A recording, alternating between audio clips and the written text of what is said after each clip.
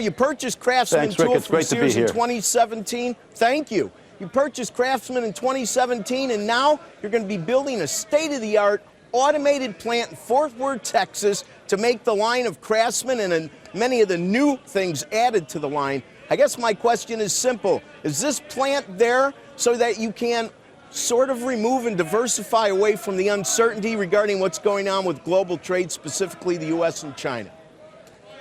Absolutely. Diversification of our manufacturing base is very important. It's a great thing because we don't want to be reliant on any one geography for production, but also because the craftsmen, the tradesmen who buy the product, they really want to buy product made in USA. So what better idea than to manufacture in the USA? $90 million investment, 425,000 square feet, 500 jobs. It's a beautiful thing.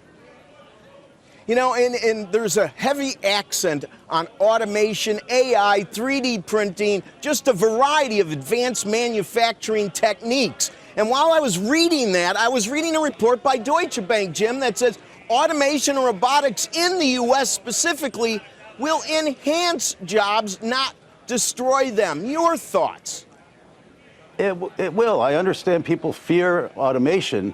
But in reality, what automation is, where we are today is Industry 4.0, as it's called, is going to enable the onshoring of hundreds of jobs for us, thousands of jobs for our industry, and tens of thousands, maybe even hundreds of thousands of jobs for America. So it's a wonderful thing, but there's a huge issue with skills.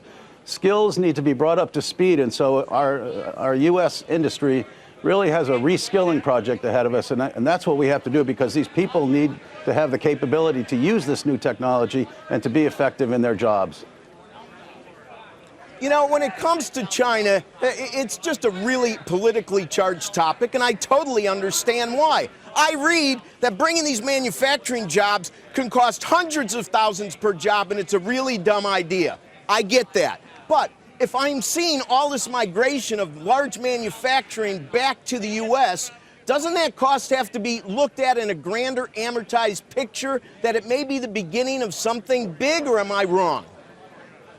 Oh, I think you're absolutely right. This is the beginning of something big. It doesn't matter what happens with this trade war. The big picture is ultimately there's a nationalistic trend going on, and ultimately there's going to be a lot of migration back to whether it's developed markets in Europe or the developed markets here in North America. There is going to be a major shift of production across the entire world, and it's all tied up with the geopolitics and the power shift at a very macro level that's going on in the world today with the advent of the rise of China.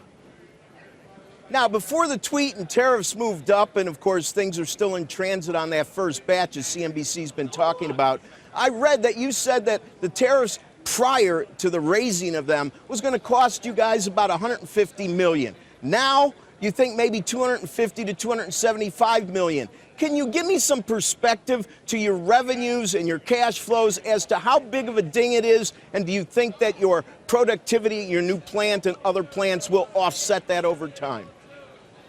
Okay, so $275 million, dollars is a pretty substantial, earnings per share amount for us. It would be about $1.50 a share.